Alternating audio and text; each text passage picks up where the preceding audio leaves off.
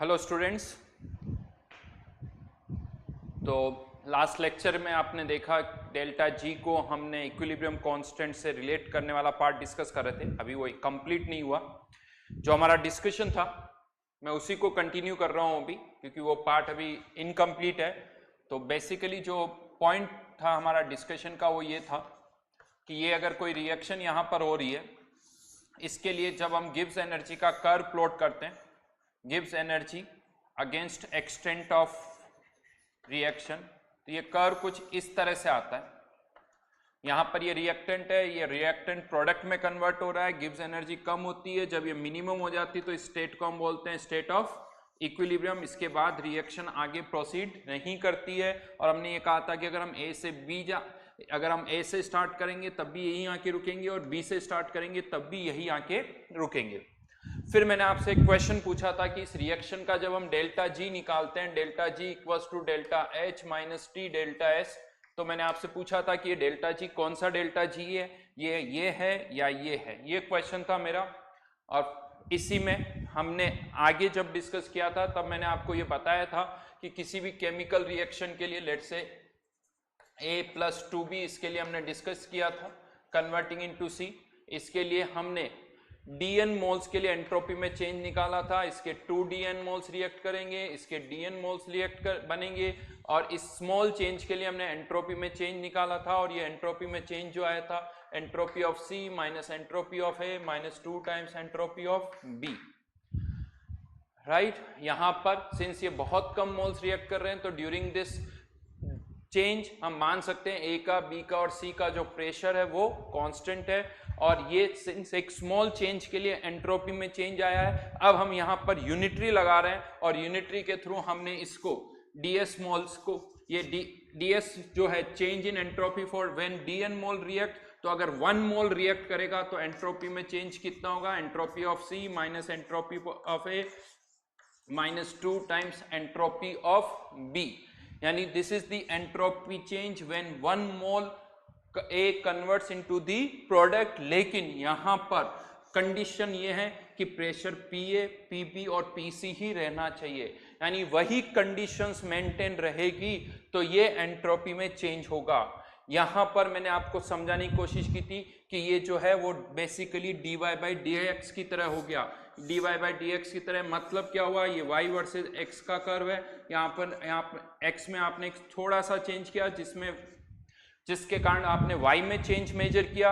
x में dx का change करने पर y में चेंज कितना हुआ, dy। और अब अगर y x के साथ इसी तरह से चेंज होता रहेगा तो x में 1 का चेंज होने पर y में कितना चेंज होगा, dy बाय dx। ये y में चेंज होगा प्रोवाइडेड x जो y है वो x के साथ उसी तरह से चेंज होता रहेगा। तब x में 1 का चेंज होने पर y में इतना चेंज होगा। ये टर्म इस तरह से डिफाइन हो रही है। तो राइट नाउ अगर एक स्ट्रेट लाइन का कर्व है तो आप कह सकते हो कि हाँ सही है, लेकिन अगर कोई कर्व पार्ट होगा तो वहां पर तो y x के साथ जो वेरी कर रहा है वो वेरिएशन अलग होगा। लेकिन हम जो ये टर्म डिफाइन कर रहे हैं ये तो उसी कंडीशन के अकॉर्डिंग हम डिफाइन कर रहे हैं कि अगर y x के साथ उसी तरह से चेंज होगा तो x में 1 का चेंज होने पर y में इतना चेंज होगा। तो यहां पर भी ये एंट्रोपी चेंज तब है जब A का प्रेशर PA, B का PB और C का प्रेशर कितना मेंटेन रहे, PC। और मैंने फिर आपसे कहा था इसको हम क्या लिख देते हैं, entropy change for chemical reaction, जो कि हमें इस तरह से नहीं लिखना चाहिए। और फिर मैंने आपसे कहा, यानी ये बेसिकली क्या हो गया, एक तरह से जैसे आप यहां पर कह रहे हो इसको ये स्लोप है, वो यहां पर भी एंट्रोपी यानी एक कर्व का क्या आ गया, स्लोप आ गया। उसी तरह से यहां पर भी जब हम लिख रहे हैं तो dg upon dn equals to dh upon dn minus t dsr upon dn। ये सब जो है वो पहले स्मॉल चेंज के लिए किया गया, यानी स्मॉल चेंज किया गया, ए के स्मॉल मोल्स रिएक्ट कर रहे हैं, उसके बाद आपने एंथैल्पी में चेंज निकाला और फिर उसको पर मोल के लिए कन्वर्ट कर दिया। तो ये जो आप एक्सप्रेशंस यहां पर देख रहे हो ये सब एक तरह से स्लोप है। यानी यहां पर अगर मैं बात करूं तो ये dg अपॉन dn ये किसी पॉइंट का क्या है, स्लोप है। ये किसी पॉइंट का स्लोप है।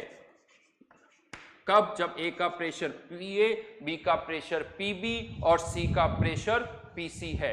अब आप किसी और कंडीशन पर चेक करोगे, जब ए का प्रेशर कुछ और है, बी का कुछ और है, सी का कुछ और है, तो वहां का स्लोप डेफिनेटली कुछ और होगा। इसीलिए हर एक पॉइंट पर dg/dn की वैल्यू चेंज हो रही है। यानी एक रिएक्शन अगर हो रही है, इस रिएक्शन के लिए हर पॉइंट पर dg/dn की वैल्यू अलग अलग होगी। अभी हमारे माइंड के अंदर क्या है, एक रिएक्शन का डेल्टा जी, हम ऐसे सोचते हैं इनिशियल टू फाइनल। हमारे माइंड में क्या पिक्चर है कि ए का 1 मोल है, वो पूरा रिएक्ट कर गया, बी के 1 मोल में कन्वर्ट हो गया, तो हम इसका डेल्टा जी निकाल रहे हैं। आप इसका डेल्टा जी नहीं निकाल रहे हो। आप जो डेल्टा जी निकाल रहे हो वो ये है कि किसी टाइम पर ए का प्रेशर पी है, बी का प्रेशर पीबी है, और अब हमने क्या किया, ए के कुछ मोल्स को बी में कन्वर्ट किया, dn मोल्स को, लेकिन इस तरह से किया कि अभी भी ए का प्रेशर पीए है और बी का प्रेशर अभी भी पीबी है, और फिर dn मोल्स के लिए हमारे पास गिब्स एनर्जी में चेंज आ गया, और फिर हमने उसको 1 मोल के लिए कन्वर्ट कर दिया, 1 मोल में कन्वर्ट कर दिया, लेकिन ये मानते हुए कि प्रेशर अभी भी इसका पीए है और इसका अभी भी प्रेशर पीबी है। हाँ, ये भी डेटा 1 मोल के कन्वर्जन का ही आया है। ये जो आंसर आपके पास आया है वो तब है जब ए का 1 मोल बी के 1 मोल में कन्वर्ट हो रहा है, लेकिन थॉट में डिफरेंस आ गया। थॉट में डिफरेंस क्या आ गया कि आप जो अभी तक सोच रहे हो वो ये सोच रहे हो कि अब कंटेनर में ए नहीं रहा है, कंटेनर में बी रहा है। ये थॉट गलत है। कंटेनर में स्टार्ट करने से पहले ए भी था, बी भी था, ए का प्रेशर पीए, बी का प्रेशर पीबी, और फिर आपने ए के 1 मोल को बी के 1 मोल में कन्वर्ट किया है। ये उस कंडीशन का डेल्टा जी है। और राइट नाउ आप कह सकते हो कि अगर किसी पॉइंट पर ए से बी का स्लोप अगर नेगेटिव है तो डेफिनेटली उस पॉइंट पर बी से ए का स्लोप क्या होगा, पॉजिटिव होगा। यानी उस पॉइंट पर ए से बी तो बनेगा लेकिन बी से ए नहीं बनेगा। इनफैक्ट ये जो आप डेल्टा जी निकाल रहे हो, जिसे मैं dg/dn कह रहा हूं, ये उस इंस्टेंट पर रिएक्शन होगी या नहीं होगी वो बता रहा है। उसके बाद नेक्स्ट इंस्टेंट पर फिर से आपको dg/dn निकालना पड़ेगा और फिर चेक करना होगा कि रिएक्शन होगी या नहीं होगी। यानी हर एक पॉइंट पर आपको फिजिबिलिटी चेक करनी होगी, हर एक पॉइंट पर फिजिबिलिटी चेक करनी होगी। और बात भी सही है, कैसे, इसको मैं एक एग्जांपल के थ्रू समझाता हूं। सपोज करिए मैं एक बिल्डिंग की छत पे खड़ा हूं, रोड के एक तरफ, और रोड की दूसरी तरफ एक और बिल्डिंग है जिसकी जो टेरेस है उसका लेवल जो है, यूं कह दो मैं जिस टेरेस पे खड़ा हूं उससे 1 फीट नीचे है, लेकिन वो रोड के दूसरी तरफ है और रोड अच्छी खासी चौड़ी है। तो क्या ये बोल दूं कि मैं इस टेरेस से, इस छत से दूसरी छत पर जा सकता हूं? क्यों? क्योंकि वो तो 1 फीट छोटी है, 1 फीट कम है उसकी हाइट। नहीं, मुझे हर एक पॉइंट पर चेक करना होगा कि मेरा जब नेक्स्ट एक जो स्टेप होगा उस स्टेप में क्या होगा। मैं केवल इनिशियल और फाइनल स्टेट से नहीं डिसाइड कर सकता कि ये प्रोसेस हो जाएगा। मुझे हर एक स्टेप पर चेक करना होगा कि क्या वो प्रोसेस होगा या नहीं होगा। यानी आप डायरेक्ट यहां से यहां देख रहे हो तो ऐसा लगता है कि यहां से यहां तो गिब्स एनर्जी कम हो रही है, तो क्या रिएक्शन यहां से यहां चली जाएगी? नहीं जाएगी, क्योंकि ये यहां पर गई, यहां पर गई, फिर रिएक्शन और आगे गई, और यहां आते आते गिब्स एनर्जी क्या हो गई? मिनिमम हो गई। अब इसके आगे प्रोसेस नहीं होगा। हाँ, अगर आप यहां से स्टार्ट कर रहे हो तो भी ये रिएक्शन यहां तक आएगी और यहां आके रिएक्शन रुक जाएगी, क्योंकि यहां पर अगेन गिब्स एनर्जी जो है वो मिनिमम हो गई है। समझ में आ रही मेरी बात? तो यहां पर ये बेसिकली ये जो डेल्टा जी आप लिखा रहे हो, डेल्टा जी जो हम लिख रहे हैं, या डेल्टा एच या डेल्टा एस जो हम लिख रहे हैं, ये सब dg/dn है। यानी एक केमिकल रिएक्शन के लिए, पर्टिकुलरली ये जो चेंज हुआ है वो सब एक केमिकल रिएक्शन के लिए हुआ है, बाकी जगह नहीं हुआ है। इससे other than chemical and face change, जैसा आप पहले सोच रहे थे वैसा ही सही है, उसमें कहीं कोई चेंज नहीं कर रहा हूं। थॉट आपको किसके लिए बदलना पड़ेगा? एक केमिकल रिएक्शन के लिए या फेस चेंज हो रहा है वहां पर आपको थॉट प्रोसेस बदलना होगा। थॉट प्रोसेस क्या होना चाहिए अब कि कोई भी delta G, delta H, delta S, इसका जो डेटा आप नोट कर रहे हो वो किसी न किसी कंडीशन का है, मतलब किसी प्रेशर का है, और वो प्रेशर चेंज नहीं हो रहा है, लेकिन ए जो है वो बी में कन्वर्ट हो रहा है, कीपिंग प्रेशर कांस्टेंट। और उसको आप इस तरह से सोच सकते हो dg/dn या dh/dn या ds/dn, आप इस तरह से इसको सोच सकते हो। राइट, यहीं पर अब मैं आपको और बहुत सारे पॉइंट्स बता रहा हूं जिससे आपको लगेगा कि हाँ, और आपको कॉन्फिडेंस आएगा कि ये जो हम डिस्कस कर रहे हैं वो बिल्कुल सही है। जैसे अब मैं आपको यहां पर बताता हूं, बहुत बार आप इस तरह की टर्मिनोलॉजी देखते हो, delta H not, delta H not, यहां पर इस नॉट का मतलब हम बोलते हैं स्टैंडर्ड कंडीशन। इस नॉट का मतलब होता है स्टैंडर्ड कंडीशन। स्टैंडर्ड कंडीशन क्या होती है वो मैं बता रहा हूँ। देखिए एसटीपी अलग है, स्टैंडर्ड कंडीशन वर्ड अलग है। स्टैंडर्ड कंडीशन का मतलब फॉर गैसेस, अगर कोई गैसेस सब्सटेंस है तो स्टैंडर्ड कंडीशन का मतलब उसका प्रेशर कितना होना चाहिए 1 बार, और फॉर आयंस और सॉल्यूट अगर है तो इनकी कंसंट्रेशन कितनी होनी चाहिए 1 m। स्टैंडर्ड कंडीशन का मतलब मैं बता रहा हूं फॉर गैसेस ये 1 बार है, फॉर आयंस और सॉल्यूट ये 1 m है। यानी यहां पर मान लीजिए गैसेस रिएक्शन है तो डेल्टा एच आर नॉट का क्या मतलब हुआ कि एंथैल्पी में चेंज है एट 1 बार, लेकिन 1 बार किसका प्रेशर। अगर मैं कहता हूं इस रिएक्शन का ये डेल्टा एच नॉट है तो इस डेल्टा एच नॉट का मतलब हो गया कि जब इसका प्रेशर भी 1 बार है और इसका प्रेशर भी 1 बार है, दोनों का इंडिविजुअल हर एक का प्रेशर 1 बार होना चाहिए। और उस कंडीशन को मेंटेन करते हुए अगर ए का 1 मोल बी के 1 मोल में कन्वर्ट हो रहा है तो जो एंथैल्पी में चेंज होगा उसे हम कह रहे हैं डेल्टा एच आर नॉट, या ज्यादा अच्छा आप ऐसे लिख सकते हो D H R upon D N. ये मतलब हुआ इसका स्टैंडर्ड कंडीशन। इस नोट का मतलब हुआ कि हर एक सब्सटेंस, अगर गैसेस सब्सटेंस है तो हर एक का प्रेशर कितना होगा 1 बार, और अगर कोई आयन या सॉल्यूट है तो हर एक की कंसंट्रेशन कितनी होनी चाहिए 1 m। उस कंडीशन को मेंटेन करते हुए हम चेंज कर रहे हैं। जैसा मैंने लास्ट टाइम पे भी बताया था NO2 N2 और O2 वाला जो एग्जांपल था उसमें मैंने कहा था जो डेल्टा एच आपको दे रखा है वो 1 एटमॉस्फेयर का था, वो 1 एटमॉस्फेयर टोटल नहीं था, वो 1 एटमॉस्फेयर हर एक सब्सटेंस का था। N2 का भी 1 एटमॉस्फेयर, O2 का भी 1 एटमॉस्फेयर और NO2 का भी 1 एटमॉस्फेयर। और जब हमने प्रेशर 10 एटमॉस्फेयर कर दिया तो हर एक का प्रेशर 10 10 10 कर दिया, तभी वो फॉर्मूले लगा सकते हैं, क्योंकि उस फॉर्मूले में हर एक का प्रेशर आपने 1 एटमॉस्फेयर से 10 एटमॉस्फेयर यहां पर कर दिया, राइट। तो यहां पर अब इसका मीनिंग थोड़ा आपको समझ में आएगा, नोट का मतलब आपको समझ में आएगा। ये नोट इसे हम बोलते हैं, अगर नोट लिखा हुआ है तो इसे बोला जाता है standard change in enthalpy, standard change in या standard enthalpy change in enthalpy, right. इस तरह से डेल्टा जी नोट की टर्म भी डिफाइन होती है। Standard gives free energy change, gives free energy change.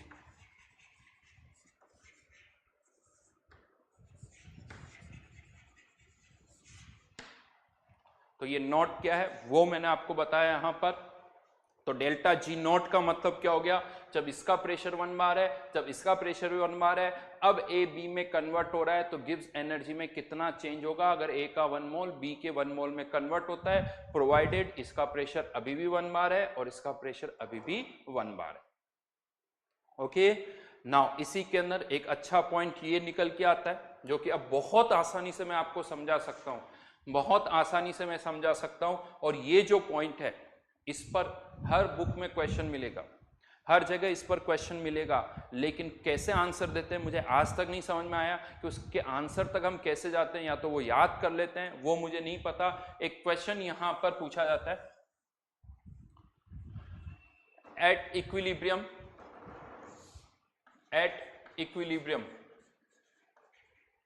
Delta G R क्या होगा। At equilibrium delta G R की वैल्यू क्या होगी। अब आप सोचिए क्या आंसर आ पाता है। चलिए अब मैं बताता हूं, इसका आंसर 0 होता है। बट ये कैसे आया, ये 0 आया कैसे। बहुतों के पास इसके बहुत सारे एक्सप्लेनेशन है, लेकिन उनमें से सही जो है वो एक ही है, और वो मेरे हिसाब से वो बहुत कम को पता है। जो सही एक्सप्लेनेशन है वो बहुत कम को पता है। पहले मैं सही एक्सप्लेनेशन दे देता हूं जो कि मेरे हिसाब से बहुत आसान है। मैं अगर बात करूं तो मैं तो कह सकता हूं ये जो डेल्टा जी है मेरे अकॉर्डिंग तो ये dg/dn है, और यहां पर इक्विलिब्रियम पर ये dg/dn जो है वो 0 है, दैट्स इट। तो at equilibrium delta ji is 0, eight equilibrium delta ji is 0। Mathematically मैंने इसका आंसर दे दिया। बट अब इसके मैं दूसरा एक्सप्लेनेशन देता हूं जो जनरली यूज होते हैं, जो जनरली सोचते हैं स्टूडेंट्स, जो कि गलत भी है। बहुतों को क्या लगता है सर इक्विलिब्रियम आ गया तो इक्विलिब्रियम पर तो कोई चेंज होता ही नहीं है, और इक्विलिब्रियम पे कोई चेंज नहीं होगा तो डेल्टा जी तो जीरो है। लॉजिक सही भी लगता है। एट इक्विलिब्रियम कोई भी चेंज नहीं होगा और कोई भी चेंज नहीं होगा तो जो चेंज कुछ भी पूछोगे तो जीरो, सही भी लगता है। लेकिन अगर मेरा यही क्वेश्चन इस पर आ जाए कि eight equilibrium delta H are क्या होगा और eight equilibrium delta S are क्या होगा, तो फिर तो यहां पर भी आंसर क्या आनी चाहिए, जीरो आनी चाहिए। यहां पर भी आंसर जीरो आना चाहिए, लेकिन ये जीरो नहीं होते। डेल्टा एच आर डेल्टा, हाँ डेल्टा, ये एस आर मतलब सिस्टम है। आप ये कह सकते हो कि eight equilibrium delta S universe जो है, डेल्टा एस यूनिवर्स जो है वो जीरो होगा। अब पहले इसको भी समझना पड़ेगा, इसको समझना पड़ेगा। एट इक्विलिब्रियम इसका मतलब क्या है वो हमें थोड़ा और अच्छी तरह से समझना होगा। बहुतों को ये लगता है कि इक्विलिब्रियम पर कोई चेंज नहीं होगा। इसको ऐसे रीड करिए, एट इक्विलिब्रियम का मतलब while maintaining the equilibrium. Delta G यानी एक चीज ऐसे समझ लोगे, अगर मैं कोई चेंज ही नहीं कर रहा हूं तो मैं ये पूछूंगा क्यों कि बताओ इसमें चेंज क्या होगा। ये तो बड़ा अजीब सा क्वेश्चन है, हम कुछ कर ही नहीं रहे हो, बताओ इसमें हम कुछ कर ही नहीं रहे और मैं पूछा हूं कि डेल्टा जी क्या होगा, तो इसका तो कोई सेंस नहीं बनता। एट यानी हम चेंज कर रहे हैं। एट इक्विलिब्रियम का मतलब इक्विलिब्रियम को मेंटेन करते हुए हम कुछ ए को बी में कन्वर्ट कर रहे हैं, और हम कर सकते हैं इक्विलिब्रियम को मेंटेन करते हुए, हम कर सकते हैं। कहां कि हमने ऐसा किया, यस 1 एटमॉस्फेयर 373 पर, यहां पर बाहर का प्रेशर है 1 एटमॉस्फेयर, यहां पर पानी जिसका टेम्परेचर कितना है 373 केल्विन, यहां पर वाटर वेपर होगी जिसका प्रेशर कितना हो जाएगा 1 एटमॉस्फेयर। फिजिकल सिग्निफिकेंस में हमने डिस्कस किया था। राइट नाउ ये पूरा सिस्टम इक्विलिब्रियम पर है, पूरा सिस्टम इक्विलिब्रियम पर है। अब हम चाहते हैं कि इक्विलिब्रियम मेंटेन करते हुए इक्विलिब्रियम मेंटेन रहे, लेकिन लिक्विड किस में कन्वर्ट होना चाहिए, गैस में। तो हमने क्या कहा, क्या किया था, यहां पर इसको बहुत थोड़ी सी हीट दी, बहुत थोड़ी सी हीट दी ताकि यहाँ का टेम्परेचर ऑलमोस्ट 373 रहे। थोड़ा सा लिक्विड वेपराइज होगा, फिर पिस्टन थोड़ा मूव करेगा, यानी लिक्विड गैस में तो कन्वर्ट होगा। लेकिन हमने कहा था कि प्रोसेस जो है वो रिवर्सिबली हो रहा है, इक्विलिब्रियम अभी भी मेंटेन है।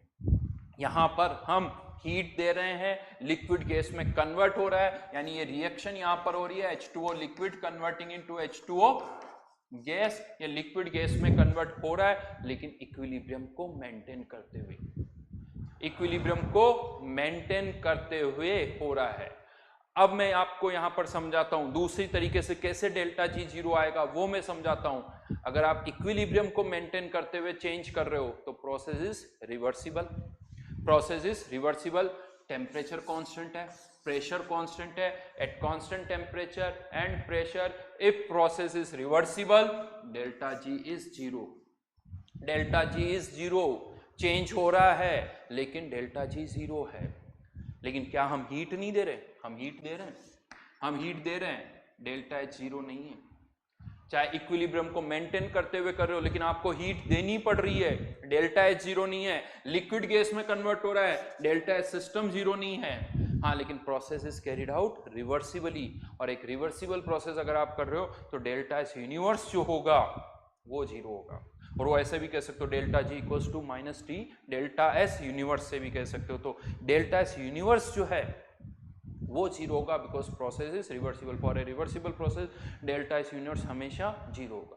तो होता क्या है, हमेशा क्वेश्चन यहाँ आता है तो कोई सा भी एक एक्सप्लेनेशन हम दे देते हैं, क्या चेंज तो कुछ हो नहीं रहा तो डेल्टा जी जीरो। कभी इस तरह के क्वेश्चन नहीं पूछे जाते। जिस दिन ये क्वेश्चन पूछा जाएगा तब समझ में आएगा कि कहाँ गलती हो रही है, कहाँ गड़बड़ हो रही, तब समझ में आएगा। तो पहली चीज, अब कभी भी आपसे कोई ये पूछे delta G eight equilibrium, delta H at equilibrium या डेल्टा एस एट इक्विलिब्रियम, अगर इस तरह का क्वेश्चन पूछा जाता है तो इसका मतलब while maintaining the equilibrium, equilibrium को मेंटेन करते हुए हम चेंज कर रहे हैं। यस, हम इक्विलिब्रियम को मेंटेन करते हुए ए को बी में, लिक्विड को गैस में, यानी रिएक्शंस कर सकते हैं। हाँ, ये जरूर है कि उसमें टाइम इनफाइनाइट लगेगा, वो प्रैक्टिकली नहीं होगी, वो ऑन पेपर हो सकती है, थॉट हो सकता है, प्रैक्टिकली आप उसे नहीं कर सकते हो। लेकिन हाँ, जब आप ऑन पेपर उसे करोगे तो डेल्टा जी जीरो होगा, लेकिन ये दोनों जीरो नहीं होंगे। ये बहुत अच्छा सा क्वेश्चन है, याद रखना इस चीज को। तो at equilibrium yes delta G यानी D G by D N is zero, D G by D N is zero. Okay, next point पर मैं आता हूं इसी में। बहुतों को इसमें भी कंफ्यूजन होता है, सर इस डेल्टा जी में और डेल्टा जी नॉट में क्या डिफरेंस है।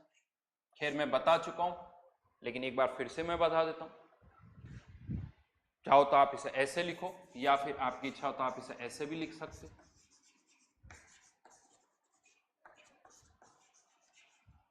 डिफरेंस बड़ा सिंपल था।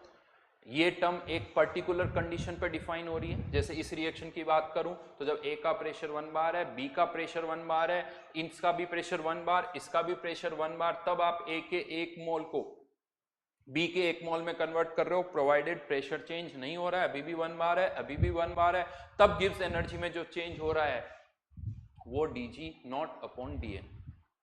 लेकिन अगर इसका प्रेशर 1 बार, इसका 2 बार है, इसका 2 बार, इसका 5 बार है, इसका 10 बार, इसका 6 बार है, तब आप अगर ए को बी में कन्वर्ट करते हो तो वो फिर dg बाय dn होगा, वो dg बाय dn होगा। समझ में आई मेरी बात? तो एक रिएक्शन के लिए इसकी वैल्यू तो कंटिन्यूसली चेंज हो रही, जैसे जैसे ए और बी का प्रेशर चेंज होगा dg बाय dn चेंज होगा, यानी ये तो ए और बी के हर प्रेशर पर डिफाइंड है। लेकिन ये तो ए और बी के एक ही प्रेशर पर डिफाइंड है, जब उसका प्रेशर 1 बार और बी, ए का प्रेशर भी 1 बार और बी का प्रेशर भी 1 बार होगा। तो ये डिफरेंस है, ये एक 1 बार प्रेशर का डेटा है, सबका प्रेशर 1 बार होना चाहिए, और ये इस कंडीशन पर अलग, इस पर अलग, इस पर अलग, इस पर अलग, इस पर अलग, हर जगह अलग होगा, वो हर जगह अलग होगा। हाँ, यहां पर सपोज ऐसा कर सकते हो, मान लो इस कंडीशन पर ए का प्रेशर भी 1 बार है, बी का प्रेशर भी 1 बार है, तो आप इसे dg नॉट अपॉन dn कह सकते हो, यानी जो dg बाय dn है उसे हम उस पर्टिकुलर केस में dg नॉट बाय dn कह सकते हैं। तो ये पर्टिकुलर कंडीशन पर ये टर्म डिफाइन हुई है, ये हर जगह डिफाइन होगी। उसी तरह से डेल्टा एच नॉट कब डिफाइन हो रहा है, जब ए और बी का प्रेशर 1 बार था, डेल्टा एच अगर आप लिखते हो तो ये तो हर कंडीशन पर डिफाइन, यानी जब इसका प्रेशर 1 बार, इसका 2 बार, इसका 5 बार, इसका 3 बार, हर एक के लिए आप डेल्टा एच डिफाइन कर सकते हो। यस, ये चेंज होते हैं पैरामीटर्स, आप प्रेशर चेंज करोगे तो ये वैल्यूज चेंज होती है, इसीलिए हमेशा अगर आप डेल्टा एच डिफाइन कर रहे हो तो पता होना चाहिए कि प्रेशर क्या है और टेम्परेचर क्या है। हाँ, ये अलग हो सकता है कि प्रेशर के कारण इनमें प्रेशर चेंज होने पर चेंज बहुत कम हो, कहीं कहीं ज़्यादा हो, टेम्परेचर के कारण चेंज कम या ज़्यादा हो सकता है, बट वो चेंज तो होता है, राइट। तो ये एक और पॉइंट मैंने यहाँ पर एक्सप्लेन किया, इनमें क्या डिफरेंस है, ये एक अच्छी सी बात है जो मैंने आपको यहाँ पर बताई।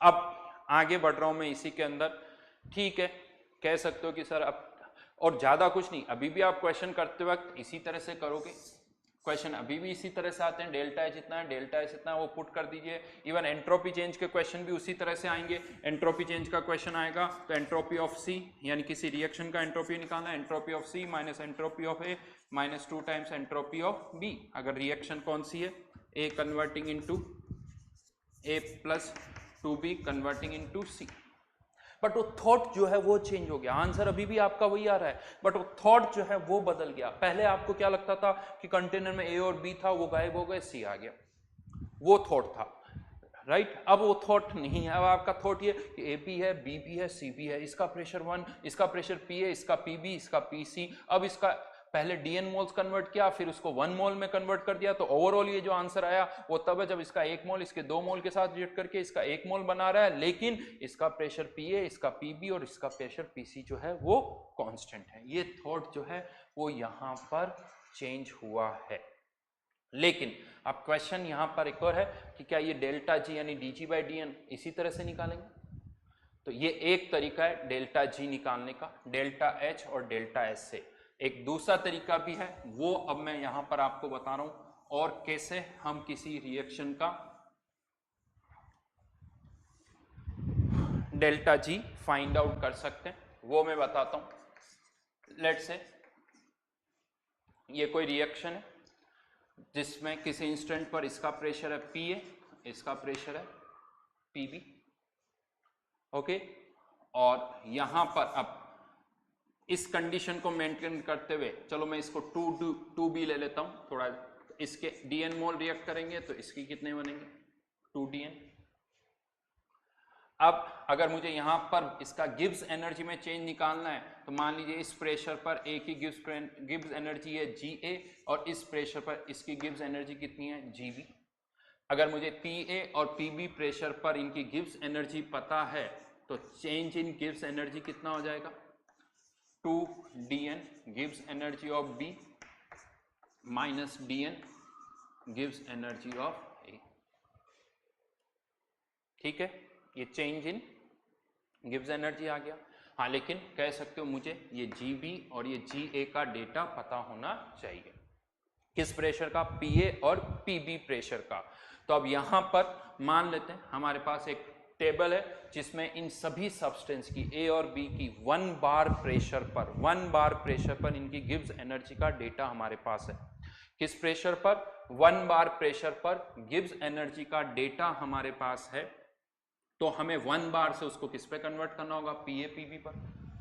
कर चुके हैं इस तरह से, एंट्रोपी और एंथैल्पी के केस में बहुत बार किया हुआ है। तो गिव्स energy of B at PB pressure minus formula, चलिए लिख देता हूं, कौन सा फॉर्मूला हम यूज करेंगे, डेल्टा G। प्रेशर चेंज कर रहे हैं हम, टेम्परेचर में कोई चेंज नहीं कर रहे हैं, तो प्रेशर अगर चेंज कर रहे हैं तो V dP, प्रेशर चेंज कर रहे हैं तो V dP। और यहां पर मेनली गैसेस की ही हम बात करें, क्योंकि जो सॉलिड और लिक्विड होता है प्रेशर चेंज करने पर उनकी गिव्स एनर्जी में कोई चेंज नहीं होता है। तो अगर सॉलिड या लिक्विड है तो 1 बार 2 बार 3 बार सबकी गिव्स एनर्जी वही रहेगी। तो यहां पर हम गैसेस की बात करेंगे तो NR, इसका इंटीग्रेट करना होगा NRT/P, तो NRT ln P2/P1, ये फॉर्मूला होता है। तो गिव्स energy of B at PB pressure minus gives energy of B at 1 bar equals to 1 मोल के लिए कर रहे हैं RT ln PB अपॉन 1 बार। ठीक है, नाउ ये जो डेटा यहां पर लिखा हुआ है, ये जो डेटा हमने यहां पर लिखा है, एक तो मैं इसको उस तरफ शिफ्ट कर रहा हूं और इंस्टेड ऑफ राइटिंग 1 बार इसको मैंने क्या लगा दिया, नॉट। नॉट का मतलब ये हो गया कि हाँ ये जो प्रेशर है वो कितने बार किसका हो गया, 1 बार का, plus RT ln PB upon 1 bar. यहाँ पर अब ये चीज ध्यान रखना, यहाँ 1 बार है तो ये प्रेशर भी बार में ही पुट होगा और किसी यूनिट में पुट नहीं होगा। ये बहुत इंपॉर्टेंट पॉइंट बता रहा हूँ यहाँ पर, आगे चल के बहुत बार इसमें गड़बड़ होती है। ये प्रेशर अब यहाँ पर 1 बार में ही पुट ऑफ होगा, यानी और यहाँ पर गिव्स एनर्जी ऑफ है pressure PA equals to GA naught plus RT ln partial pressure of B upon partial pressure of A upon 1 bar. यहाँ से हम 1 बार के ये डेटा हमें पता है, इससे हम किसी और प्रेशर का गिब्स एनर्जी निकाल सकते हैं A और B के लिए। और अब हमें क्या करना है, ये डेटा यहाँ पुट करते हैं।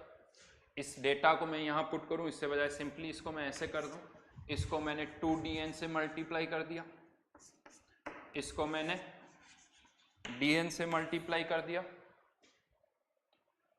समझ में आ रही मेरी बात, राइट? तो यहां पर इसको 2dn और इसको दिस माइनस दिस कर दिया, तो यहां पर ये क्या हो जाएगा, दिस माइनस दिस, तो ये किसकी वैल्यू आ गई, dgr।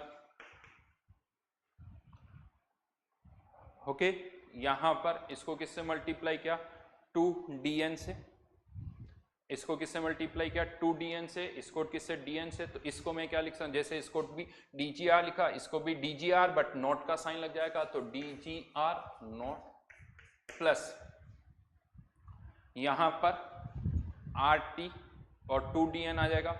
तो और दिस माइनस दिस हम करेंगे तो ये PB ऊपर रहेगा न्यूमरेटर में और PA जो है नीचे आ जाएगा। हाँ, लेकिन यहाँ पर 2 की टर्म आ रही है और यहाँ पर 2 की टर्म नहीं है, तो ये जो 2 की टर्म यहाँ आ रही है मैं इसको पावर में शिफ्ट कर रहा हूँ ताकि यहाँ पर केवल क्या रह जाए, RTdn, और यहाँ पर जो 2 आया है वो इसकी किस में चला जाएगा, पावर में, तो dn इंटू RT ln, चलिए यहाँ नीचे की तरफ मैं लिख देता हूँ इसी के साथ प्लस में dn RT ln PB upon 1 बार का स्क्वायर अपॉन PA अपॉन 1 बार। ठीक है, ये अभी dg जो आया है वो कितने मोल का आया, dn मोल का आया है। ये dn मोल के लिए आया, जब A का dn मोल रिएक्ट करके B के कितने मोल बना रहा है 2dn। अब हम यहाँ पर फिर से क्या लगा रहे हैं, यूनिटरी लगा रहे हैं, यानी इसको dn से मैं क्या कर दूं, डिवाइड कर दूं, तो dgr upon dn plus d equals to dg naught r upon dn plus RT ln। ये जो एक्सप्रेशन, ये किसी टाइम पर B का प्रेशर, किसी टाइम पर A का प्रेशर, नॉर्मली आप इसे पता है इस रेशियो को हम क्या लिख देते हैं, रिएक्शन कोएफिशिएंट। केमिकल इक्विलिब्रियम में हम इसको लिखते आए हैं, इसको हमने लिख दिया रिएक्शन कोएफिशिएंट। B का स्टोइकियोमेट्रिक कोएफिशिएंट 2 है, तो PB की पावर 2 अपॉन PA की पावर 1। और अब आप नॉर्मली बुक्स में अगर देखोगे तो आपको ये फॉर्मूला नहीं दिखेगा, नॉर्मली बुक्स के अंदर ये फॉर्मूला दिख जाता है, delta G naught plus RT ln Q। ये फाइनल फॉर्मूला है, यानी यहां पर हम इस फॉर्मूले से डेल्टा जी फाइंड आउट कर सकते हैं, delta G equals to delta G naught plus RT ln Q। Q क्या है वो आप यहां पर देख सकते हो, वो आप यहां पर देख सकते हो, यानी एक और फॉर्मूला हमारे पास आ गया डेल्टा जी फाइंड आउट करने का। एक फॉर्मूला पहले ही था, delta G equals to delta H R minus T delta S R, ये ऑलरेडी था। ये हमारे पास एक और फॉर्मूला यहां पर आ गया, एंड एट इक्विलिब्रियम, और अगर इक्विलिब्रियम है, इक्विलिब्रियम अगर है तो ये dg बाई dn ये क्या होगा, जीरो हो जाएगा। तो at equilibrium delta G R will be zero, इस कर्व का स्लोप जीरो होगा, तो delta G naught equals to minus RT ln। और इक्विलिब्रियम पर हम कहते हैं Q किसके बराबर हो जाता है, K के बराबर हो जाता है, तो इसे आप क्या लिख सकते हो, equilibrium constant. This is known as equilibrium constant, यानी यहां से हम इक्विलिब्रियम कांस्टेंट की वैल्यू निकाल सकते हैं। यस, आप यहां से इक्विलिब्रियम कांस्टेंट की वैल्यू फाइंड आउट कर सकते हो। अगर आपको डेल्टा जी नॉट पड़ता है तो यहां से हम इक्विलिब्रियम कांस्टेंट फाइंड आउट कर सकते हैं। अच्छा, अगेन मैं बता दूं, बहुतों को लगता है सर इक्विलिब्रियम पर डेल्टा जी जीरो कर दिया, डेल्टा जी नोट नहीं किया,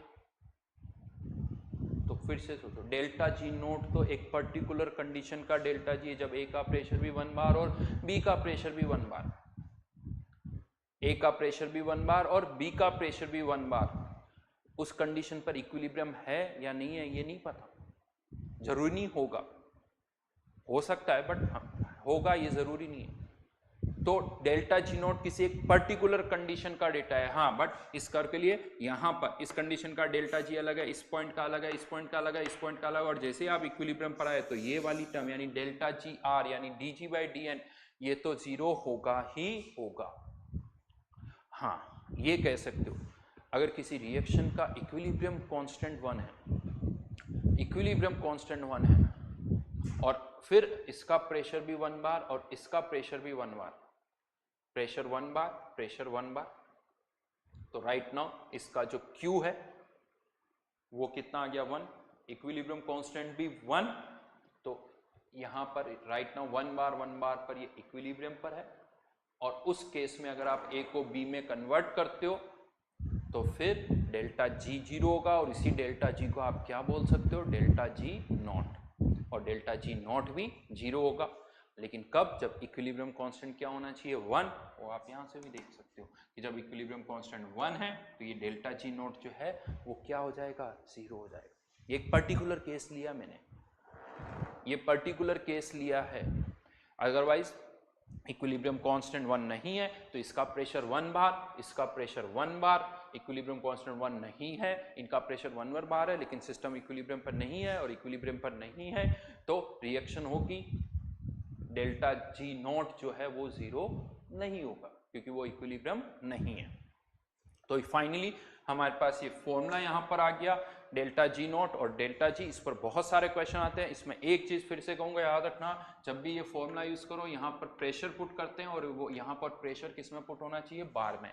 हाँ, ये जरूर कह सकते हो कि एटमॉस्फेयर और बार में कोई बहुत ज्यादा डिफरेंस नहीं होता, और यहाँ पर ये वैल्यू लॉग के अंदर है, तो अगर 1.01325 का फैक्टर आ भी जाएगा, उसका आप लॉग लोगे तो उसका इंपैक्ट बहुत कम आता है। तो ये अलग बात है कि हम यहाँ पर 1 एटमॉस्फेयर को 1 बार मान लेते हैं, लेकिन यहाँ पर प्रेशर कभी पास्कल में पुट नहीं करोगे, कभी भी पास्कल में पुट नहीं करोगे। और जो बिगेस्ट कंफ्यूजन यहाँ पर होता है वो मैं बता दूं, इसीलिए मैंने हमेशा ऐसे लिखा। बहुत सारी जगह, बहुत सारी बुक्स में क्या होता है, delta G R equals to delta G naught plus इसको ऐसे लिख देते हैं R T L N P B square upon P A square.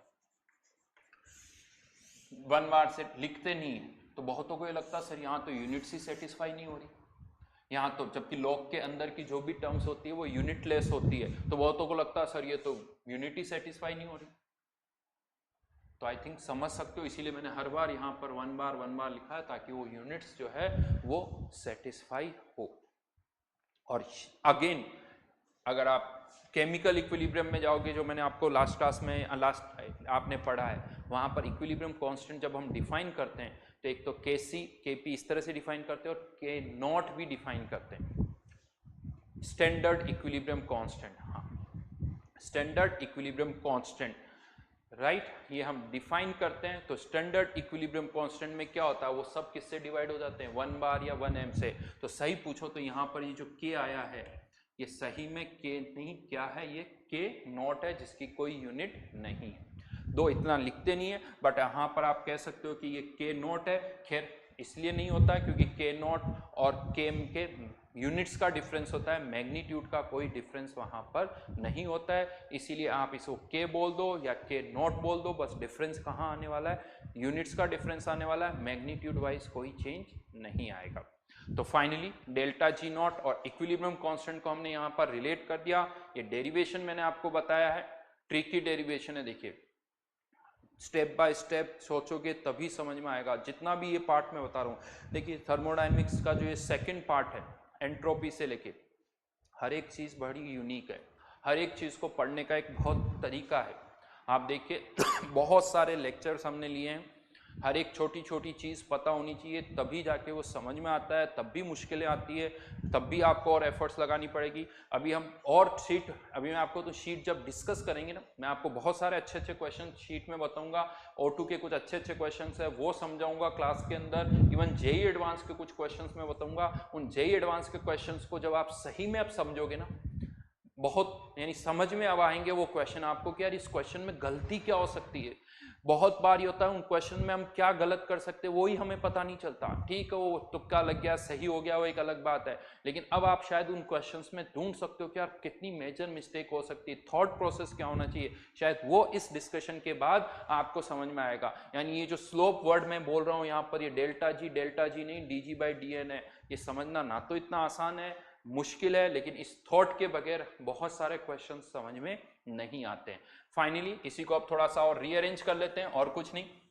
Generally आप बुक्स में इस तरह से भी देखते हो, डेल्टा जी नोट को मैं क्या लिख सकता हूं, minus R T L N K equilibrium, तो इसको लिख दिया delta H naught minus T delta S naught minus R T L N K equilibrium.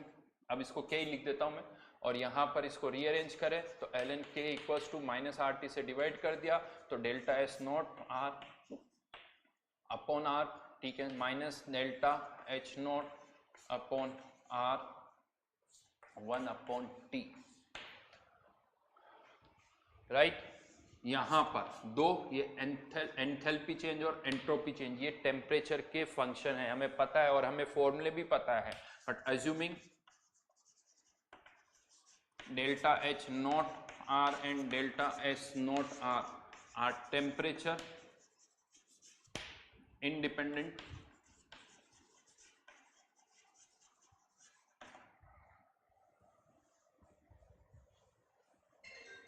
are temperature independent,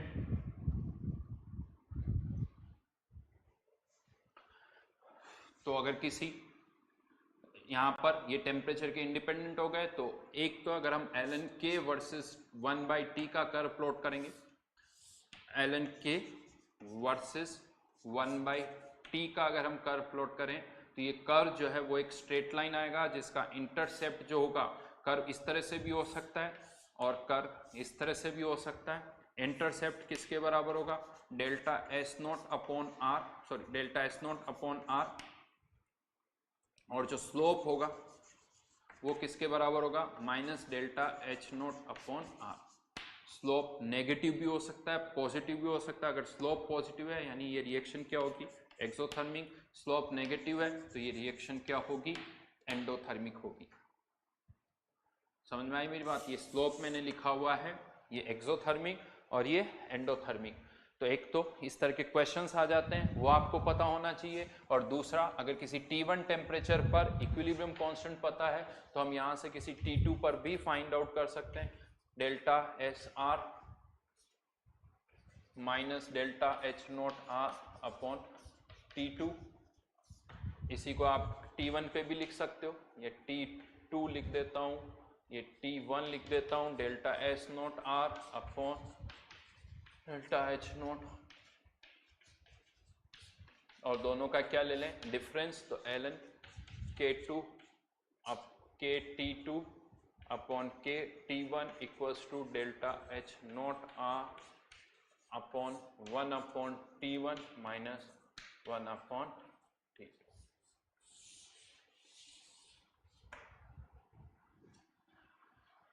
कौन सी इक्वेशन है ये, पता है, पहले भी डिराइव कर चुके हो केमिकल इक्विलिब्रियम में।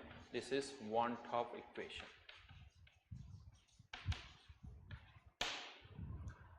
वहां पर तरीका बिल्कुल अलग था डिराइव करने का। वहां पर पता है ये इक्वेशन हमने कैसे डिराइव की, आरएनएस इक्वेशन से, आरएनएस इक्वेशन से डिराइव की। और यहाँ पर ये इक्वेशन हम बिल्कुल अलग तरह से डिराइव कर रहे हैं। दूर दूर से दोनों डेरिवेशन में कोई कनेक्शन नहीं है, बिल्कुल अलग अलग पार्ट है। काइनेटिक्स एक अलग है, ये थर्मोडायनेमिक्स अलग है, लेकिन दोनों का जो एंड रिजल्ट है वो मैच कर रहा है। दोनों थ्योरी का जो एंड रिजल्ट है वो मैच कर रहा है। That is the beauty of theory. यानी बहुत बार क्या होता है, बहुत सारे आप कह सकते हो सर आपने इधर उधर के बहुत सारे कुछ भी फंडे दे दिए और फॉर्मूले निकाल रहे हो, लेकिन थ्योरी की आप कह सकते हो कि उसको सपोर्ट कैसे मिलता है कि एक थ्योरी जो लग रही सही है उसका रिजल्ट भी मैच कर रहा है, किसी और थ्योरी से भी हम वही रिजल्ट ऑब्टेन कर रहे हैं। इसका मतलब बात तो है जो थॉट्स हम यहाँ पुट कर रहे हैं उनमें कुछ दम है, राइट। तो यहाँ पर एक फॉर्मूला और आ गया। तो फर्स्ट थिंग, इस पर क्वेश्चंस आते हैं। अल्टीमेटली आपको ये फॉर्मूले याद होने चाहिए। तो एक फॉर्मूला यहाँ पर यूँ कह दो और हमने ऐड कर दिया, delta G R equals to delta G naught plus R T L N. Q है, ध्यान रखना यहाँ पर ये जो है वो क्यू है। एक फॉर्मूला हमने यहाँ पर और ऐड कर दिया है, ठीक है।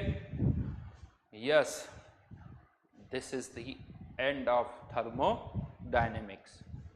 कह सकते हो सर इस लाइन को सुनने के लिए बेताब थे, बहुत टाइम हो गया, बहुत यानी महीनों हो गए, चैप्टर चल रहा था। फाइनली यस, ये चैप्टर यहाँ पर आके एंड होता है। ओवरऑल वापस से सोचिए, बहुत सारी चीज़ें आपने समझी है।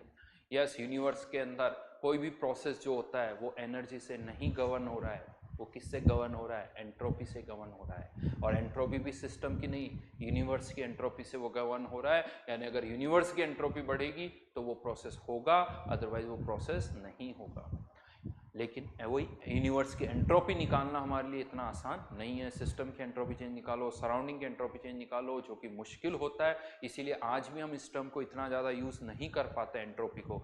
इसीलिए ज़्यादातर जगह पर एंट्रोपी की जगह हम एनर्जी से ही डिसाइड कर लेते हैं, खासकर ऑर्गेनिक के अंदर या इनऑर्गेनिक के अंदर एनर्जी से डिसाइड कर लेते हैं कि कौन सा प्रोडक्ट बनेगा, कौन सा नहीं बनेगा। बिकॉज एट द एंड कह सकते हो कि वहाँ से भी आप आइडिया तो ले ही सकते हो, बिकॉज डेल्टा एच अगर नेगेटिव है तो उस रिएक्शन के होने के भी चांसेस अच्छे खासे होते हैं, क्योंकि अगर ये नेगेटिव है तो डेल्टा जी के नेगेटिव होने के चांसेस बढ़ जाएंगे। बट फिर भी इसको भी हमें कंसिडर करना पड़ता है। ओके, तो यहाँ पर आके कंप्लीट होता है। यहाँ पर अब मैं आपको O2 के कुछ क्वेश्चंस हैं, बहुत अच्छे अच्छे क्वेश्चंस हैं, उनको मैं अभी यहाँ पर एक्सप्लेन कर रहा हूँ कि उनका क्या एक्सप्लेनेशन है। तो O2 के मैं क्वेश्चंस ले रहा हूँ, ठीक है। और क्वेश्चन मोस्टली क्लास के अंदर भी बहुत सारे ये डाउट्स बताने होते हैं। तो यहाँ पर ये क्वेश्चंस मैं बता रहा हूँ O2 क्वेश्चन नंबर 1 से। क्वेश्चन नंबर 1,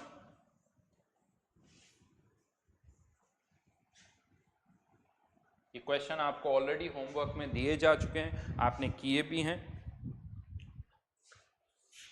और इस एक्सरसाइज को आपको एक नहीं बहुत बार करना है, बहुत बार करना है। तो यहाँ पर ऑप्शन क्वेश्चन नंबर 1 का ऑप्शन है D Q upon T is always independent of path followed between 2 points. गलत स्टेटमेंट है। क्यों गलत है? क्योंकि क्यू रिवर्सिबल लिखा होना चाहिए। अगर क्यू रिवर्सिबल लिखा हुआ है तो ये स्टेटमेंट करेक्ट हो जाएगा, लेकिन क्यू लिखा हुआ नहीं है तो इसीलिए वो गलत है। Second point, entropy of universe is conserve. नहीं, यूनिवर्स की एंट्रोपी कांस्टेंट नहीं है, वो डे बाय डे बढ़ रही है। यूनिवर्स की एनर्जी कांस्टेंट है बट यूनिवर्स की एंट्रोपी कांस्टेंट नहीं है। Third, for a process in isolated system entropy either increases और रिमेन कांस्टेंट। यस, एक आइसोलेटेड सिस्टम यानी यूनिवर्स अपने आप में एक आइसोलेटेड सिस्टम हो गया तो यूनिवर्स की एंट्रोपी या तो बढ़ेगी या कांस्टेंट रहेगी बट कम नहीं हो सकती। तो स्टेटमेंट 3 जो है वो करेक्ट है। Entropy decreases with decrease in temperature at constant volume. ये आप फॉर्मूले से भी बता सकते हो, कोई इशू नहीं है। टेम्परेचर कम होगा तो रैंडमनेस कम होगी तो एंट्रोपी भी कम होगी। That is question number 1 O2 का। Then question number 2, question number 2 के अंदर यहाँ पर पहला वाला ऑप्शन तो वो था एडियाबेटिक और आइसोथर्मल के वर्क डन का है कंप्रेशन के अंदर। तो कंप्रेशन के अंदर हमें पता है एडियाबेटिक का कर्व ऊपर की तरफ होगा, आइसोथर्मल का नीचे होगा। एडियाबेटिक का स्लोप ज्यादा होता है तो एडियाबेटिक का जो वर्क डन होगा वो आइसोथर्मल से ज्यादा होगा। और ये कंप्रेशन है तो वर्क डन पॉजिटिव भी होगा। तो मैग्नीट्यूड उससे कंपेयर करो क्योंकि यहाँ पर ये पॉजिटिव ही है तो विद साइन विदाउट साइन में कोई डिफरेंस नहीं आएगा। सेकंड पॉइंट, गामा जो है remain constant for a diatomic gas at all temperature. नहीं, डायटोमिक गैस के लिए मैंने एक तो चाहे डायटोमिक हो या कोई सी भी गैस हो, जो CpCv होते हैं ये टेम्परेचर डिपेंडेंट होते हैं। मैंने एक स्टेटमेंट लिखवा रखा है, smaller heat capacities are temperature dependent for any substance, चाहे monoatomic, diatomic, triatomic, for anyone. Third one, entropy increases when ideal gas expanded isothermally. अच्छा, अब यहाँ पर ही आता है कि जब भी इस तरह से लिखा होता है ना, एंट्रोपी मेंशन नहीं होती कि वो सिस्टम की है या सराउंडिंग्स की है। सिंपली मैंने आपसे कह दिया फाइंड डेल्टा एस, तो अगर कुछ भी नहीं लिखा हुआ है तो इसको हम किसका मानेंगे? सिस्टम का ही मानते हैं। सराउंडिंग्स है तो अलग से मेंशन करोगे। तो यहाँ पर entropy increases when an ideal gas expanded isothermally, तो टेम्परेचर कांस्टेंट है, वॉल्यूम बढ़ रहा है, टेम्परेचर कांस्टेंट वॉल्यूम बढ़ रहा है, तो formula NR ln V2 by V1, right. D option इसी का, D option magnesium carbonate decompose हो रहा है। Magnesium carbonate, all decomposition reactions, अगर किसी को आप तोड़ रहे हो तो एनर्जी तो देनी पड़ेगी। तो all decomposition reactions are endothermic, यानी इसका डेल्टा एच क्या होगा? पॉजिटिव। और डेल्टा एनजी जो है अगर वो पॉजिटिव है तो डेल्टा एस आर भी पॉजिटिव होगा और इसका डेल्टा एनजी पॉजिटिव है। ठीक है, क्वेश्चन नंबर 3 पर आ जाते हैं। Isothermal compression of N ideal gas, compression हो रहा है तो वर्क डन पॉजिटिव, आइसोथर्मल है तो टेम्परेचर कांस्टेंट, आइडियल गैस है तो डेल्टा एच 0, कंप्रेशन हो रहा है, वॉल्यूम कम हो रहा है तो entropy change of system negative होगा। और डेल्टा जी का फॉर्मूला, टेम्परेचर कांस्टेंट है तो NR ln P2 by P1, compression हो रहा है तो ये वैल्यू 1 से ज्यादा होगी, ये 1 से ज्यादा होगी तो डेल्टा जी पॉजिटिव होगा। लेकिन यहाँ पर डेल्टा जी से कमेंट नहीं किया जा सकता, फिजिबिलिटी पर कमेंट नहीं कर सकते क्योंकि प्रेशर चेंज हो रहा है। ठीक है, तो क्वेश्चन नंबर 3 यहाँ पर हमने किया। और इसके अंदर क्वेश्चन नंबर 4 में ऐसा कुछ खास नहीं है, ये आप खुद कर सकते हो। ठीक है, क्वेश्चन नंबर 5 में फॉर्मूले लगाने आपको। फॉर्मूले कौन से? Entropy change at P2 pressure minus, question number 5 की मैं बात कर रहा हूं। Question number 5 at P1 pressure equals to delta NG R ln P1 upon P2। क्योंकि फेस चेंज हो रहा है उसके लिए आपको ये फॉर्मूला लगाना है और इसके अकॉर्डिंग अब आपको देखना है। तो नॉर्मल बॉइलिंग पॉइंट, अच्छा ये एक और वर्ड आया नॉर्मल, वैसे मैं पहले बता चुका हूं normal boiling point.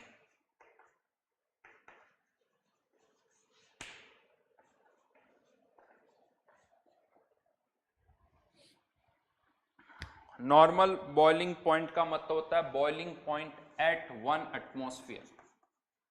Boiling point at 1 atmosphere. ठीक है, एक और वर्ड होता है स्टैंडर्ड बॉइलिंग पॉइंट, उसका मतलब होता है boiling point at 1 bar. Standard boiling point यानी boiling point at 1 bar, normal boiling point यानी boiling point at 1 atmosphere.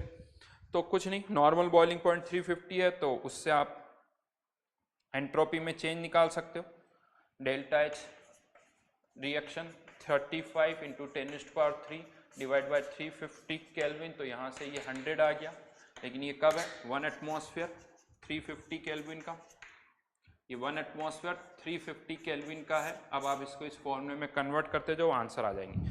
Question number 6 पे मैं आ रहा हूं। क्वेश्चन नंबर 6, पहला पार्ट एंट्रोपी चेंज, तो डेल्टा एनजी से देख लो, N2 से 2N बन रहा है डेल्टा एनजी, यानी ऐसे भी देखोगे तो डेल्टा एनजी पॉजिटिव है तो ए ऑप्शन करेक्ट है। B option, delta G system is always zero for a reversible process, नहीं, for a reversible process at constant temperature and pressure, जो कि यहां पर नहीं लिखा हुआ और साथ में लिखा always zero. Delta G reaction always zero for a reversible process at constant temperature and pressure, तो यहां अगर कांस्टेंट टेम्परेचर और प्रेशर हम लिख देंगे तो बी ऑप्शन जो है वो करेक्ट हो जाएगा। C option, delta G naught for an ideal gas is a function of temperature and pressure, नहीं, सी ऑप्शन की मैं बात करता हूं तो डेल्टा जी नॉट आ गया। अब ये प्रेशर का फंक्शन नहीं रहा, प्रेशर तो फिक्स हो गया 1 बार है, हाँ टेम्परेचर फिक्स नहीं है। स्टैंडर्ड कंडीशन में टेम्परेचर फिक्स नहीं है, मैंने नहीं लिखा था इसका डेल्टा जी नॉट 400 केल्विन भी हो सकता है, डेल्टा जी नॉट 500 केल्विन का भी हो सकता है, तो यहाँ पर टेम्परेचर फिक्स नहीं है, तो it is C option not a function of pressure, it is function of temperature only. D option, entropy of a close system is always maximised at equilibrium, सही है या गलत? गलत, क्योंकि ये एंट्रोपी किसकी बात हो रही है? सिस्टम की। एट इक्विलिब्रियम सिस्टम की एंट्रोपी मैक्सिमम नहीं होती है, यूनिवर्स की एंट्रोपी मैक्सिमम होती है। गिब्स एनर्जी सिस्टम की कम होती है, वो भी कांस्टेंट टेम्परेचर और प्रेशर पर।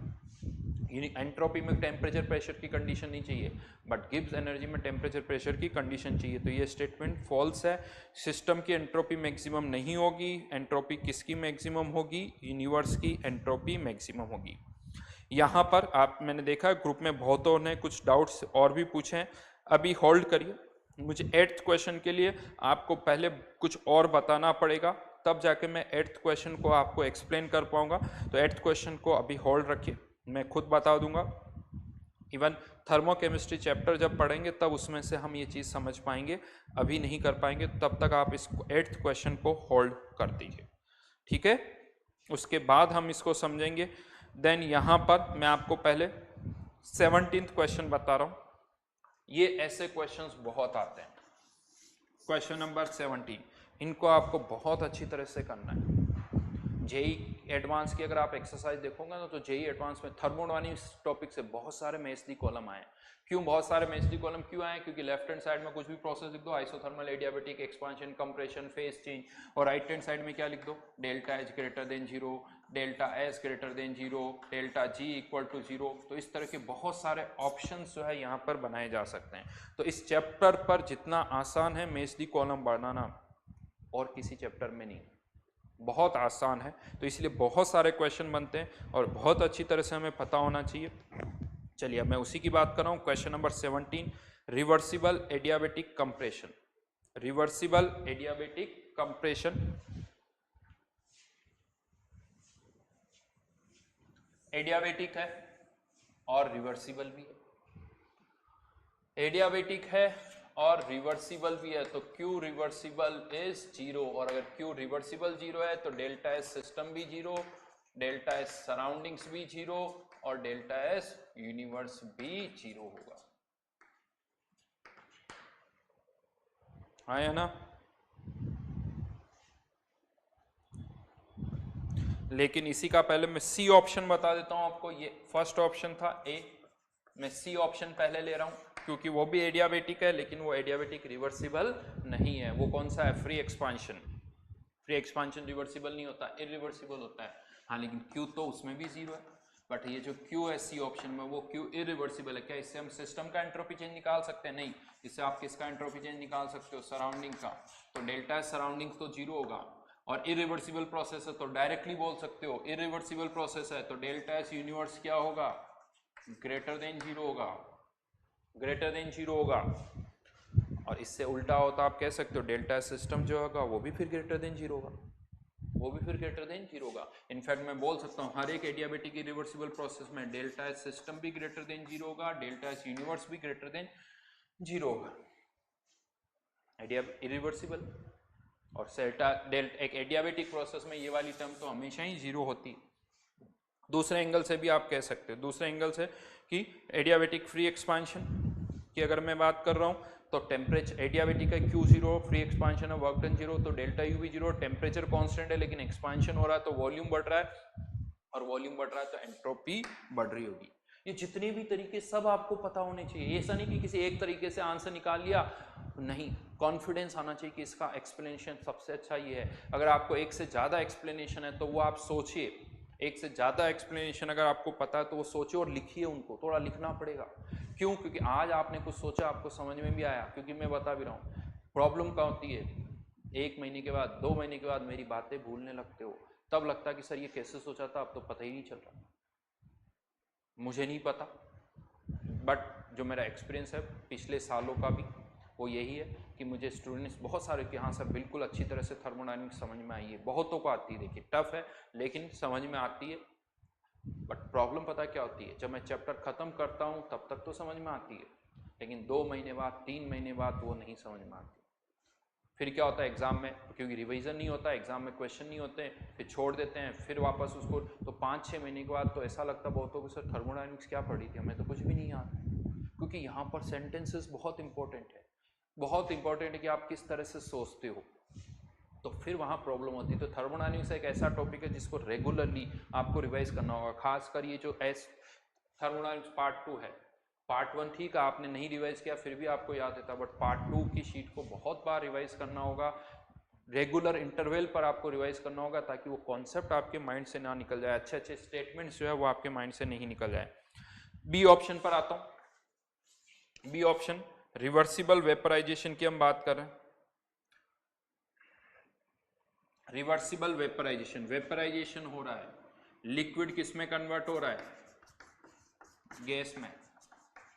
लिक्विड को गैस में कन्वर्ट करना है तो हीट तो देनी पड़ेगी, लेकिन लिक्विड गैस में कन्वर्ट हो रहा है तो एंट्रोपी, सिस्टम का डिसऑर्डर बढ़ेगा, सिस्टम का डिसऑर्डर बढ़ेगा। सराउंडिंग हीट दे रहा है तो सराउंड क्यू सिस्टम जो है वो क्या है, पॉजिटिव, क्यू सिस्टम पॉजिटिव, तो डेल्टा एस सराउंडिंग्स क्या होगा, minus Q system divided by T, तो डेल्टा एस सराउंडिंग्स क्या हो जाएगा, negative. Delta S system positive, delta S surroundings negative, और डेल्टा एस यूनिवर्स की अगर हम बात करें तो रिवर्सिबल वेपराइजेशन है, और रिवर्सिबल वेपराइजेशन है तो डेल्टा एस यूनिवर्स अगेन क्या होगा, zero.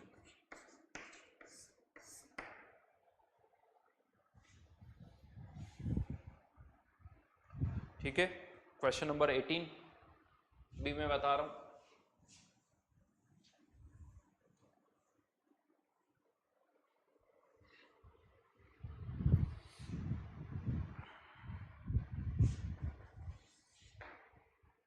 Question number 18,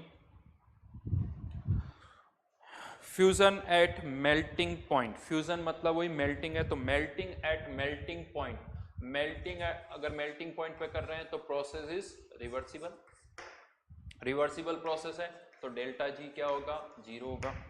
but melting हो रही है तो डेल्टा एच आर हीट तो देनी पड़ेगी, मेल्टिंग हो रही तो सॉलिड लिक्विड में कन्वर्ट हो रहा है, सिस्टम का एंट्रोपी चेंज भी पॉजिटिव होगा। और सिंस मेल्टिंग हो रही है तो सॉलिड जो है वो लिक्विड में कन्वर्ट हो रहा है, सॉलिड अगर लिक्विड में कन्वर्ट हो रहा है, कोई गैसेस सब्सटेंस नहीं है, तो डेल्टा एच ऑलमोस्ट किसके बराबर होगा, डेल्टा यू के बराबर होगा। B option. अच्छा, यहां पर किसी को ये लग रहा हो कि sir melting point temperature constant है, तो क्या delta H equals to NCP delta T या delta U equals to NCP delta T, क्या यूज कर सकते हैं फेस चेंज में, नहीं कर सकते। ये मिस्टेक बहुत सारे स्टूडेंट कर रहे हैं, ग्रुप्स में भी मैं देख रहा हूँ, डाउट्स पूछते वक्त आप ये मिस्टेक करते हो। तो delta H equals to NCP delta T वाला फॉर्मूला यहाँ नहीं लगेगा, वेपराइजेशन एट बॉइलिंग पॉइंट अभी भी हमने डिस्कस किया था, फिर वापस से कर रहा हूं मैं। बॉइलिंग पॉइंट पर वेपराइजेशन प्रोसेस इज रिवर्सिबल, तो डेल्टा जी इज 0, डेल्टा जी 0 होगा। लिक्विड से गैस जा रहा है तो delta S positive, delta S enthalpy change, liquid से गैस में जा रहा है तो हीट तो देनी पड़ेगी, और अगर गैसेस इन्वॉल्व है तो डेल्टा एच डेल्टा यू के बराबर नहीं होगा, plus delta N G R T या P two V two minus P one V are.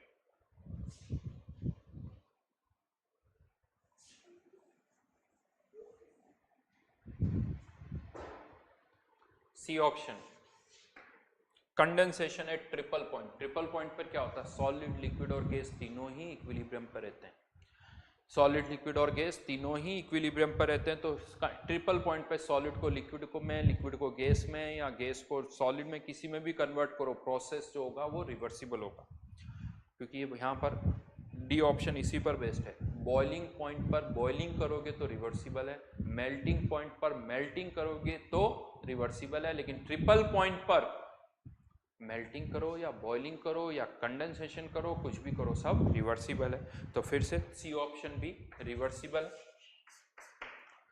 तो डेल्टा जी 0, लेकिन कंडेंसेशन हो रहा है आपकी बार, वेपराइज कंडेंसेशन हो रहा है, गैस किस में कन्वर्ट हो रही है, लिक्विड में, तो डेल्टा गैस किस में कन्वर्ट हो रही है, लिक्विड में, तो डेल्टा जी जो है,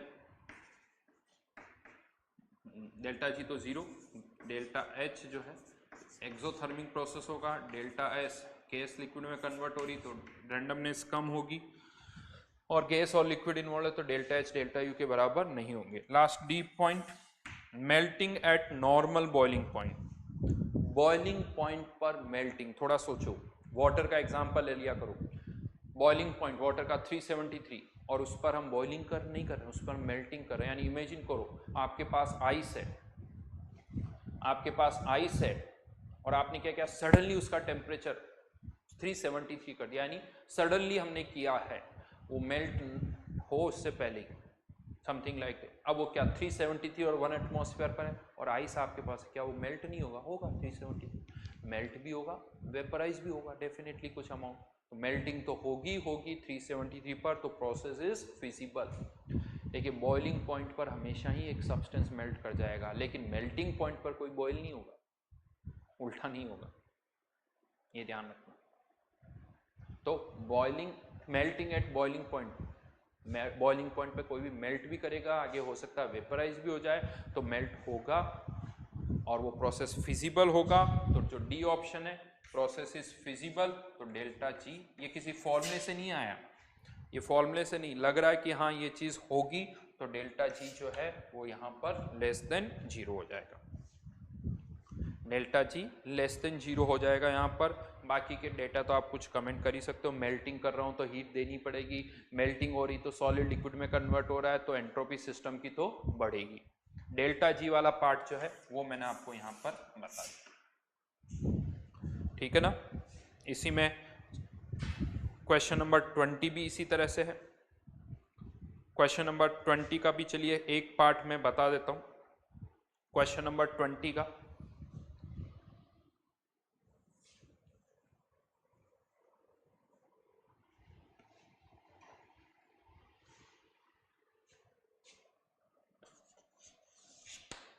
H2O लिक्विड को किस में कन्वर्ट कर रहे हैं, गैस में, लेकिन टेम्परेचर कितना कर दिया 363, बॉइलिंग पॉइंट कितना होता है 373 है या उससे ज़्यादा टेम्परेचर है तो हमें पता है लिक्विड किस में कन्वर्ट हो जाएगा, गैस में, लेकिन यहाँ तो टेम्परेचर कम कर दिया, क्या लगता है 363 पर प्रोसेस होगा। वही कंटेनर जिसमें क्या लगा हुआ है, पिस्टन, पहली चीज़ याद रख लेना, बिना पिस्टन लगे हुए कंटेनर से सोचोगे तो फिर से कंफ्यूजन हो जाएगा। कंटेनर जिसमें क्या लगा होना चाहिए, पिस्टन, क्या लिक्विड गैस में कन्वर्ट होगा 363 पर, नहीं होगा, प्रोसेस फिजिबल नहीं है, प्रोसेस फिजिबल नहीं है, तो डेल्टा जी ग्रेटर देन 0। लेकिन एंट्रोपी चेंज और इसका डेटा तो आप ऑन पेपर प्रोसेस बहुत अच्छा, यहाँ पर बहुत तो क्या लगता है, जैसे अगर मैं इसका डेल्टा एस लिख देता हूँ, delta S reaction greater than 0, बहुतों को लगता नहीं सर ये तो प्रोसेस ही नहीं होगा, एंट्रोपी चेंज कैसे ग्रेटर देन 0, अरे प्रोसेस नहीं होगा ये एक अलग बात है, एंट्रोपी चेंज तो निकाल सकते हो। मतलब क्या ऐसा है कि हम उन्हीं प्रोसेस का एंट्रोपी चेंज निकालेंगे जो प्रोसेस होंगे? ऑन पेपर तो आप जो हो रहा है उसका delta G, delta H, delta U सब निकाल सकते हो, जो नहीं हो रहा है उसका भी निकाल सकते हो। ऑन पेपर तो आप डेटा सारे कैलकुलेट कर सकते हो, जो हो रहा है या जो नहीं हो रहा है। तो ये तो हम कह रहे हैं कि हाँ, अगर ये चेंज होता है तो इसका एंट्रोपी चेंज पॉजिटिव, अगर ये चेंज होता है तो इसका डेल्टा जी ग्रेटर देन 0 है, इसीलिए हम कह रहे हैं कि ये चेंज नहीं होगा, इसीलिए हम कह रहे हैं कि ये चेंज जो है वो नहीं होगा। समझ में आया मेरी बात? देन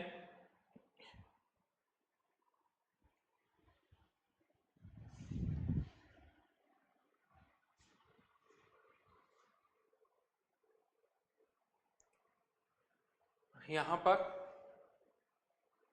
ये चीज होगी 363 पर, यही अगर 373 पर करेंगे सॉलिड से गैस, 373 पर सॉलिड से गैस, ऑब्वियसली बात है 373 पर सॉलिड जो है वो गैस में कन्वर्ट होगा। जस्ट अभी हमने डिस्कस किया था प्रोसेस विल बी फिजिबल, तो इसका डेल्टा जी जो होगा वो लेस देन 0 होगा। कर सकते हो आप इसी तरह से बाकी के पार्ट्स, एक बार ट्राई करिए जो मैंने आपको बताया है उसके अकॉर्डिंग। तो यहाँ पर अभी नेक्स्ट क्लास में और हम इस शीट के कुछ डाउट्स डिस्कस करेंगे, और भी इसमें से जो भी आपके डाउट्स है वो मैं बताऊंगा आपको। तो अगेन क्वेश्चंस करिए, जितने क्वेश्चंस करोगे थ्योरी पार्ट उतना ही आपका स्ट्रॉन्ग होता जाएगा। क्वेश्चन करते जाओगे थ्योरी और स्ट्रॉन्ग होती जाएगी। नोट्स भी पढ़िए, थ्योरी भी करिए, यानी शीट सॉल्व करिए S1, S2, O2, अभी हम जेई एडवांस भी करेंगे, उसमें भी बहुत सारे अच्छे अच्छे क्वेश्चंस हैं। तो थैंक यू, इससे आगे फिर हम नेक्स्ट क्लास में